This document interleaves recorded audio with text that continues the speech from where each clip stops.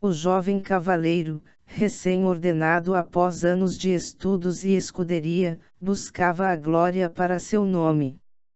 Mas não havia cruzadas para embarcar, nem guerras para empenhar sua espada. Cavalgava as terras de seu soberano para fazer justiça, mas não havia bárbaros para combater, e já fazia algum tempo que não encontrava criminosos a punir. No máximo havia alguns aldeões que não pagavam os impostos, e geralmente menos por má vontade e mais por má sorte em seus empreendimentos. Foi então que, lendo antigos livros na biblioteca da arquidiocese, ficou sabendo da lenda do grande dragão que habitava as montanhas ao sul. Juntando o pouco dinheiro que tinha, comprou os melhores equipamentos e partiu em uma longa viagem à procura de seu covil. Se matasse o dragão, pensou, ganharia reconhecimento e glória maiores que qualquer outra façanha que pudesse empreender naqueles tempos de paz. Ou quem sabe até em tempos de guerra. Após meses vagando pelas cidades e vilas nas serras, finalmente o cavaleiro encontrou pistas do dragão, chegando a um pequeno vilarejo em um vale, na encosta de uma montanha. O cavaleiro abordou os moradores, mas a maioria não sabia nada sobre o assunto. Foi quando encontrou-se com o ancião da aldeia que o cavaleiro finalmente obteve a confirmação que procurava. O grande dragão mora em uma caverna na montanha. Às vezes ele sai da caverna, sempre tarde da noite, e os mais velhos como eu, que dormem pouco e que ainda têm boa vista, podem ver sua enorme sombra sobre a cidade, explicou o ancião. E vocês não têm medo que o dragão os ataque? Perguntou o cavaleiro. Na primeira vez que vemos temos medo.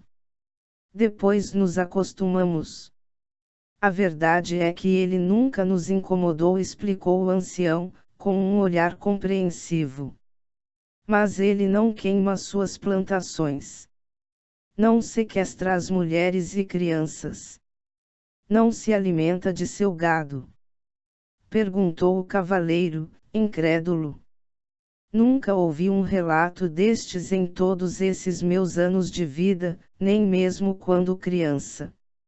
Nem mesmo quando outros cavaleiros vieram desafiá-lo, observou o ancião, que já entenderá as intenções do jovem. O que aconteceu com estes cavaleiros? Perguntou o jovem. Nenhum deles retornou. Nenhum homem que partiu em busca deste dragão retornou a esta vila, alertou o ancião. E não há outro caminho. Então o dragão os matou. Devorou. Indagou o jovem, animado por encontrar um bom motivo para liquidar aquele mal. Talvez. Ninguém quis ir até lá para ver. É muito difícil de escalar, e as pessoas comuns não têm interesse nisso, respondeu o ancião, agora demonstrando alguma impaciência. Após mais alguns minutos de conversa, conseguiu as direções que precisava e traçou um pequeno mapa da região, mas não conseguiu mais informações do velho.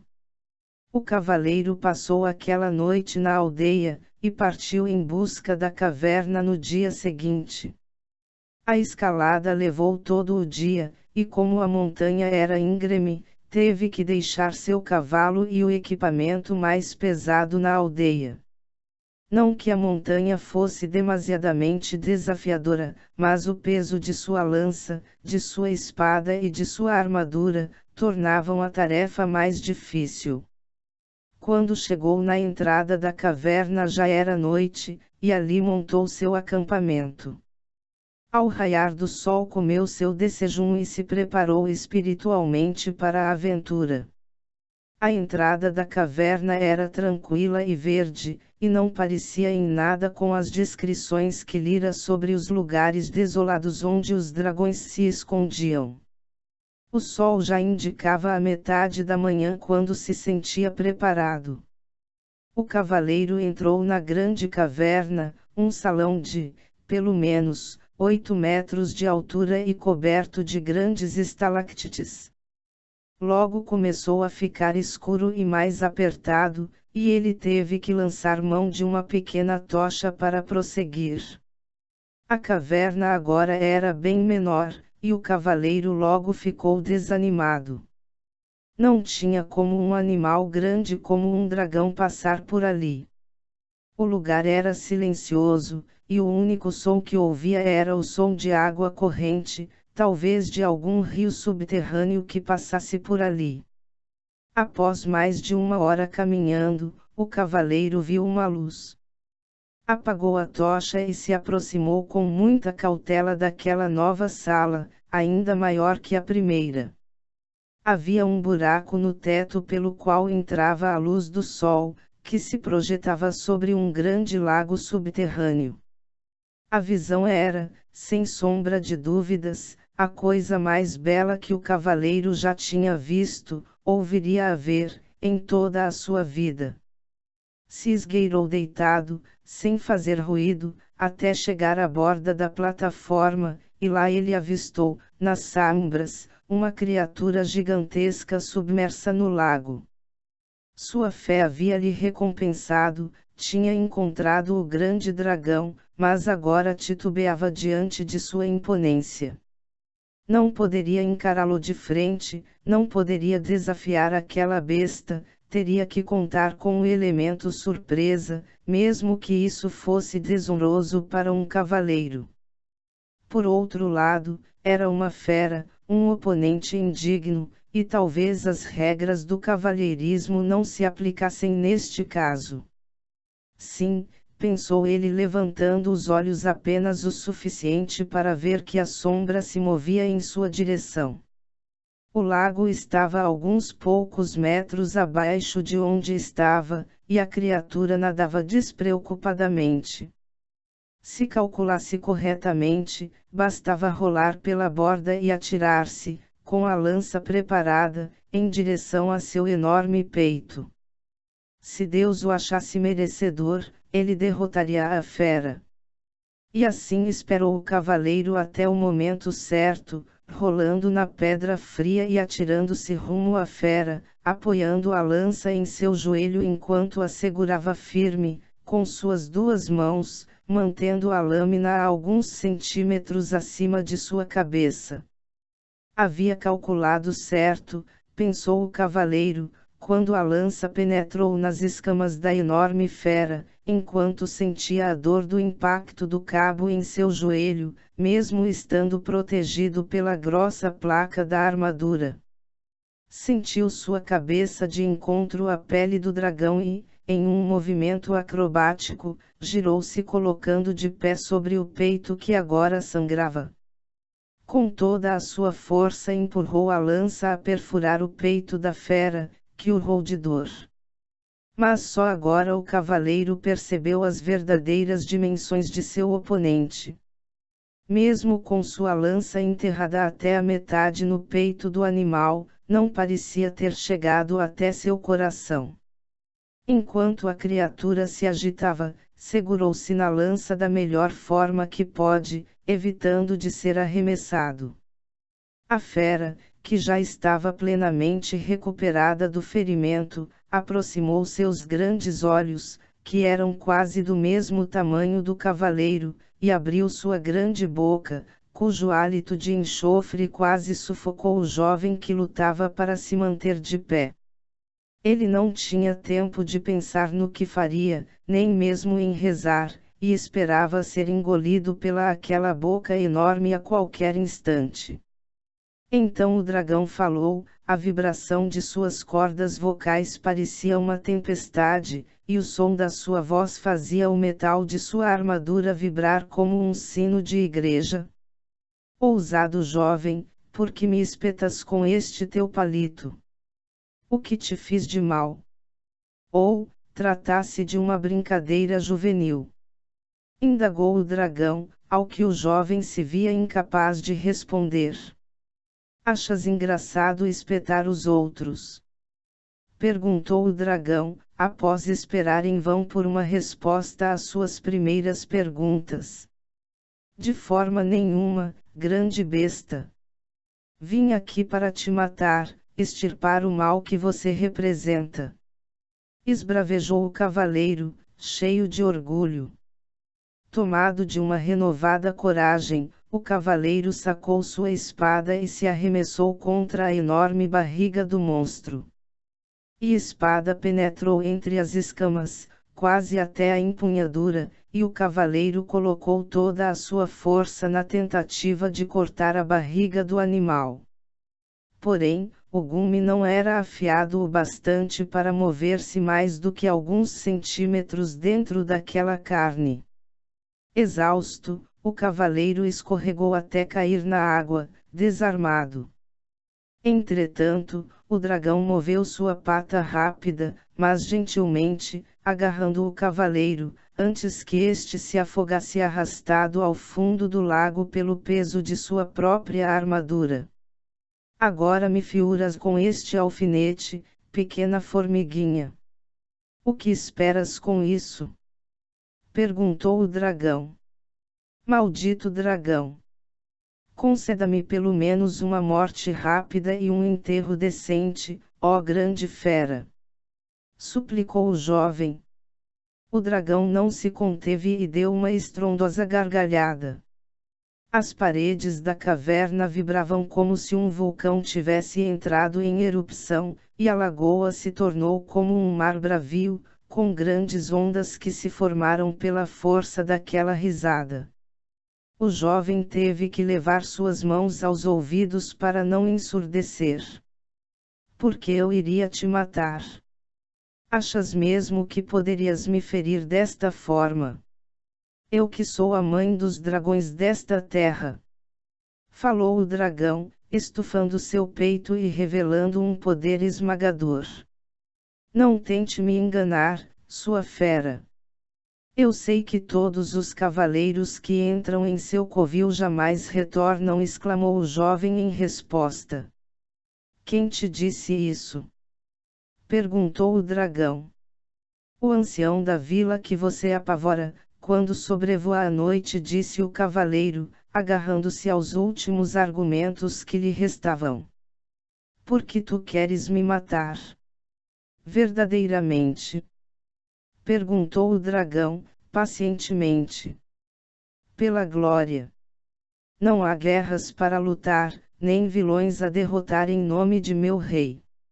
Um cavaleiro precisa provar seu valor, ou jamais será respeitado, confessou o jovem, que se apoiava nas grandes garras do dragão para não cair sentado sobre sua grande pata. Não vejo nenhuma glória em entrar na casa de um estranho, que não te fez nenhum mal, e espetalou com politos. Riu-se o dragão. É uma lança, não um palito. E você é um dragão, um ser abominável, um servo de Satã. Respondeu o cavaleiro. Muito bem, um palito para uma formiga deve ser mesmo como uma lança. Mas não sou servo de Satã, nem de ninguém, a não ser das leis da natureza que me cercam. Concluo que me agredes por pura ignorância, ou covardia. Disse o dragão, que aproximou seu grande focinho do jovem quando pronunciou a palavra covardia. É fácil chamar alguém de covarde quando o tem em suas mãos. Reclamou o jovem. É fácil obter a glória atacando teu inimigo pelas costas. Retrucou o dragão. Difícil é obter a honra pelos teus próprios méritos. Lutar pela justiça e pelos que dela necessitam. Ajudar o povo faminto, combater a tirania e garantir a paz. É assim que um cavaleiro de verdade age. O que sabe uma fera, como você, sobre a cavalaria? Eu sei um pouco de muitas coisas, pois vivo aqui há milhares de anos. Muito antes dos homens e mulheres chegarem aqui nestas montanhas. Quando tu dás as que eu assusto os habitantes da vila, não imaginas que talvez eu tenha me incomodado em dividir minhas terras com teu povo, e de ter que lidar com aventureiros em busca de glória a cada par de anos. Alguns acabaram mortos, no fundo deste lago apontou o dragão com sua outra pata, mas por sua própria imperícia, não por minha vontade. O cavaleiro então começou a chorar. As certezas que tinha até ali ruíram, e agora questionava seus julgamentos. Afinal de contas, para um cavaleiro, tão importante quanto a glória era a honra. E não havia honra na morte pela morte.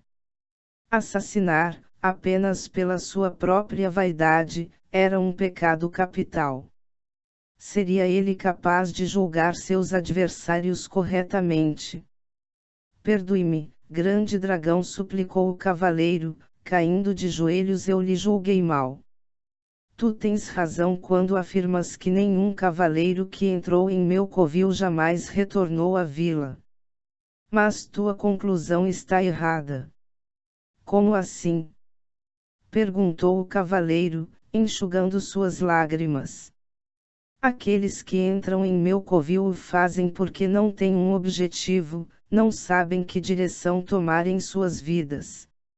Mas quando saem, vão em direção a um novo objetivo. Teu país pode não ter utilidade para tua espada, pelo menos não agora. Mas em muitos lugares deste mundo há honra e glória esperando por um guerreiro de coração puro como o teu, disse o dragão, apontando para o jovem com sua enorme garra negra. Por favor, me guie até estes lugares, suplicou o cavaleiro.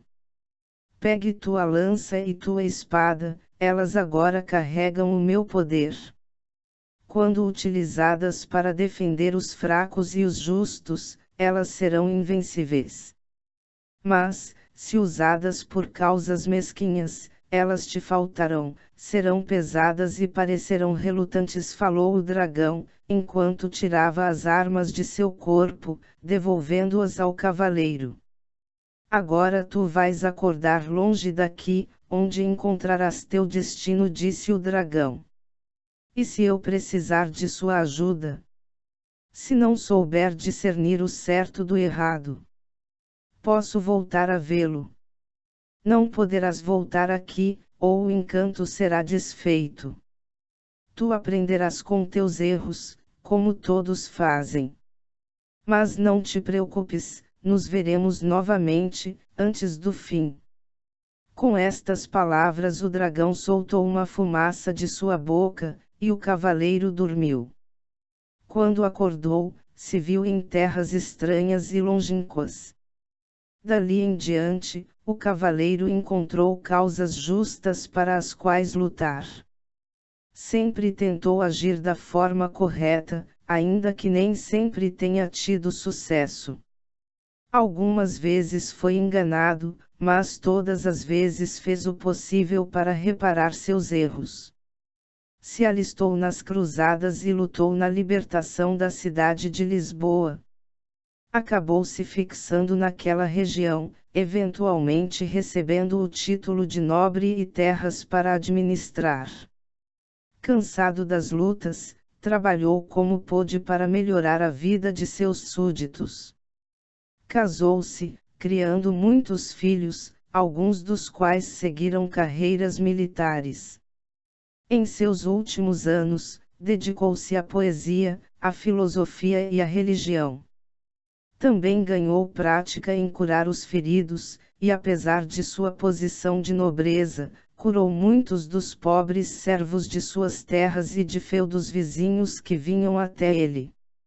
Se estivesse mais próximo das esferas de poder em Roma, talvez tivesse sido reconhecido como um santo, após sua morte. Finalmente, muito velho e doente para se levantar, estava deitado em seu leito meditando sobre sua vida. Se sentia satisfeito, ainda que desapontado de como tudo tinha passado tão rápido. Lembrou-se então do dragão, como se aquele encontro tivesse sido um sonho. Pensou nas armas abençoadas pela fera, que lhe foram tão úteis nos primeiros anos, e que agora jaziam enferrujadas no porão. Então viu o que parecia um pequeno inseto voando em sua direção. Talvez fosse uma mosca, pensou o fidalgo. Ela pousou em seu braço e começou a caminhar por sua pele desnuda. Pensou em esmagar a criatura, em repulsa, mas este pensamento logo foi substituído por um sentimento de piedade. Afinal, pequenos ou grandes, todos são filhos de Deus e merecem misericórdia. Para sua surpresa, a criatura sorriu e lhe fitou, e então ele percebeu que não era um inseto, mas o dragão da caverna, agora diminuto em tamanho. O animal se sentou em seu ombro e abriu suas asas, pequenas como as de uma mosca, falando em uma voz fina e muito baixa. Eu prometi que nos veríamos antes do fim, e sempre cumpro minha palavra, disse o pequeno dragão. Estou feliz em revê-lo, velho amigo. Estou imensamente grato pelos conselhos que me deu quando jovem. Queria que soubesse disso, confessou o velho cavaleiro. Gostaria de lhe fazer uma pergunta, antes de comparecer ao julgamento dos mortos, continuou o moribundo, com dificuldade em falar. Você acha que consegui? Acha que Deus me aceitará no paraíso? Eu vivo há mais de 200 milênios, mas nunca morri. Neste tempo eu ouvi falar de muitos deuses, anjos e demônios, mas nunca os vi realmente. Não faz parte de minha natureza compreender a fé dos homens, da mesma forma que não compreendo o sentido da morte que te afligirá, respondeu o pequeno dragão. Você pode não compreender a fé dos homens, mas tenho certeza que me colocou no caminho da fé verdadeira. O dragão bateu suas pequenas asas em direção à janela. Antes de voar para a imensidão da noite, deu uma última olhada para o corpo velho e frio do outrora jovem cavaleiro, que ousadamente tentou lhe tirar a vida. Ponderou por alguns instantes sobre a morte que lhe era inalcançável, e voou de volta para sua caverna, onde aguardaria um novo cavaleiro ao raiar do dia.